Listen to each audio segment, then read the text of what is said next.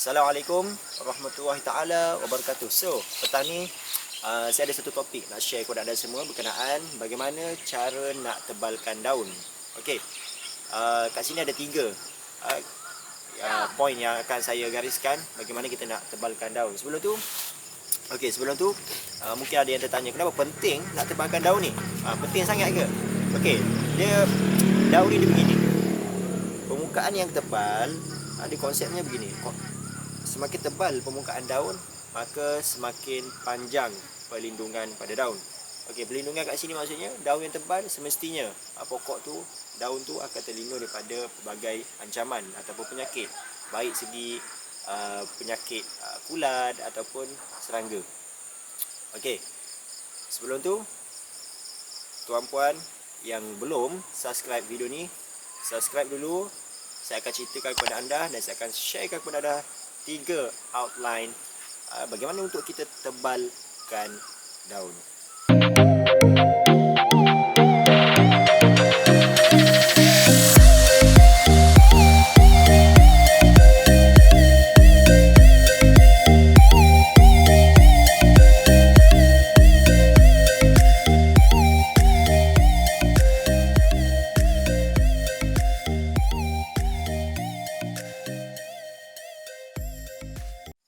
Okey guys, kita pergi kepada poin yang pertama. Poin pertama apa dia? Poin pertama kat sini adalah sunlight exposure.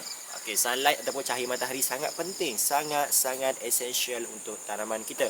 Sebab kalau pokok tak dapat cahaya matahari, maka tak boleh nak buat makanan, tak boleh nak bina klorofil. Klorofil yang kita nak bina pada daun ini mestilah melalui proses fotosintesis. Okey, baik. Dalam satu helai daun ni, okey, dia ada banyak sel.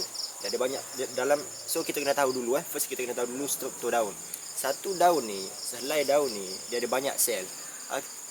Dia ada banyak sel, tapi kat sini saya nak gariskan 2 sel utama yang diguna pakai untuk buat energi kepada pokok untuk bina klorofil daripada proses fotosintesis. Apabila daun ini terdedah kepada cahaya matahari, maka dia akan masuk ke dalam satu sel. Sel ni duduk berserenjang dengan sel epidermis di atas, tapi dia berserenjang di bahagian ni juga. Okey, dipanggil sel palisade. Palisade inilah cahaya matahari akan masuk dan tembus ke dalam sel ini dan ditukar kepada karbohidrat, dan karbohidrat itu bertindak sebagai energi kepada pokok. So semakin banyak energi, semakin sihat pokok. Dan pada masa yang sama, daun yang lebih terdedah kepada cahaya matahari, maka lebih tebal permukaan daun. Tapi perlu ingat, cahaya matahari tu mestilah dalam situasi win-win. Maksudnya kita kata tidak terdedah 100%. Tak logik kalau pokok yang baru tanam kita tak pakai shading, kata tidak ada peneduh, so akan menyebabkan perkara yang tak diingini berlaku seperti sunburn, pokok stres dan sebagainya. Cuma saya nak bagi tahu di sini, cahaya matahari adalah proses semula jadi yang berlaku, yang Allah Ta'ala ciptakan. Proses semula jadi berlaku untuk tebalkan daun. So jangan letak pokok kita yang baru beli ke di bawah bumbung, bawah awning ke, jangan. Letakkan di bawah tempat teduh, shadingnya 60%, itu lebih baik. Okey, itu poin yang pertama. Okey guys, kita pergi kepada poin yang kedua. Apa dia poin kedua? Okey, poin kedua kat sini ialah kita mesti create biofilm. Sudah, apa benda biofilm ni? Okey, biofilm ni ialah satu kumpulan mikroorganisma baik ataupun kita sebut beneficial organisms yang terbentuk pada permukaan daun, dan kumpulan ini akan merembeskan karbohidrat. Okey, dia akan rembeskan karbohidrat dan disebut sebagai pelekat pada permukaan daun. Jadi apabila dirembeskan karbohidrat, dia buat makanan, dirembeskan karbohidrat pada permukaan daun. Permukaan daun inilah akan bertindak sebagai layer protection. Okey, layer protection yang boleh expose, yang boleh terdedah kepada sebarang penyakit luar, sama ada kulat, yang terutamanya kulat lah, dan sebagainya. Jadi sebab tu kita tidak digalakkan untuk melakukan penyemburan racun kulat ataupun racun serangga terlalu kerap. Bila terlalu kerap, inilah punca dia, dia akan memudaratkan permukaan daun kita, dia akan efek daun. Okey, cukup memadai kita buat semburan coklat ni waktu hujan, itu sudah cukup. Kalau waktu musim panas, waktu kemarau tak perlu kita nak sembur. Kerana seperti yang saya bagi tahu, biofilm adalah proses menjadi yang terbentuk pada permukaan daun, atau dahulunya saya ada sebut dalam posting saya, dia adalah kawalan biologi, kawalan organik yang membantu pokok kita ni supaya tidak diserang oleh hama atau penyakit kulat dan sebagainya. Jadi macam mana nak create biofilm? Senang je nak create biofilm. Kalau dah tahu benda tu datang daripada organic matter, mestilah kita sembur dengan bahan-bahan organik. Okey? Mikrob baik maksudnya. Jadi mikrob baik ni banyak, EM. Ada lagi kita ada EM, kita ada trichoderma, tapi trichoderma ni guna kat tanah lah. EM kita sembur kat daun. Lepas tu mycorrhizal kita ada. And then kita ada juga satu lagi super bakti. Okey, so ni organic matter ataupun kita sebut kawalan biologi yang bertindak secara organik, membantu tanaman kita untuk terus hidup dalam jangka masa yang lebih panjang supaya tidak terdedah kepada penyakit-penyakit kulat terutamanya. So biofilm ni penting untuk kita create pada daun.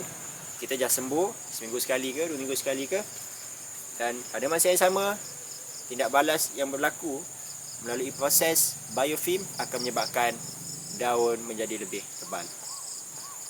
Yang ketiga, last but not least, ada satu lagi cara, iaitu melalui abiotic stress, tekanan abiotik. Okey, tekanan abiotik dekat sini yang boleh bantu untuk tebalkan daun adalah kita siram pokok dekat penghujung. Maksudnya pokok dekat-dekat nak kering, dah lama tak siram, kita siram. Waktu tu akan menyebabkan abiotic stress berlaku. Dan pada masa yang sama, pada lapisan kutikel pada daun ini akan jadi lebih banyak dan akan jadi lebih tebal dan terbentuk lilin yang lebih banyak. Justru pada lapisan kutikel ini akan membantu daun kita akan menjadi lebih tebal. So lepas pada tu, untuk elak daripada stres berterusan, kita akan letak baja untuk sebagai low pressure. Kita letak baja. Jadi baja apa yang kita nak letak ni? Okay, baja yang kita nak letak tentunya baja kalsium. Kalsium bukan pada baja granular, tapi folia. Kerana di bawah permukaan daun ada liang stomata. So kita sembur folia kalsium di bawah liang stomata daun. Kerana dalam struktur sel daun, kerana struktur sel daun itu sendiri terbentuk daripada kalsium. Dan sebab kita sebut kalsium, dia adalah sebagai satu binaan pada struktur daun, seperti mana rumah. Saya bagi analogi rumah yang dibina melalui kayu. Satu rumah dibina melalui kayu, satu lagi rumah dibina melalui tiang batu. Yang mana lebih kukuh? Sudah tentu tiang batu lebih kukuh. Dan begitulah juga kalsium bertindak balas sebagai struktur sel, membina struktur sel lebih kukuh. Dan pada masa yang sama, permukaan epidermis daun menjadi lebih tebal. Dan itu sahaja poin yang saya nak kongsikan kepada anda. Dan sebenarnya banyak lagi. Okey, nak pergi lebih lanjut, korang semua pergi dekat posting saya dekat Facebook, percuma saja, tak kena bayar 1 sen pun. Okey, pergi dekat Facebook, tengok, saya akan share lebih banyak lah. Saya akan sambung daripada episod kita dalam video ni. Saya akan tulis ini secara bertulis dan baca. Ada banyak lagi pro and kontra berkenaan tebal daun. Apa pro-nya bila tebal daun, apa yang cons-nya. Cons ni melalui pembajaan dan sebagainya lah. Okey, so anda jangan tunggu lagi. Boleh pergi ke channel Telegram saya, Durian Motor Tani, atau pergi kepada posting Facebook saya juga, Durian Motor Tani, atau nama saya Muhammad Fauzan. Dan saya fikir sekali itu saja. Semoga perkongsian ini bermanfaat untuk semua dan menjadi satu ilmu yang bermanfaat, yang boleh kita kongsikan kepada rakan kita, saudara mara kita dan semuanya, insya-Allah.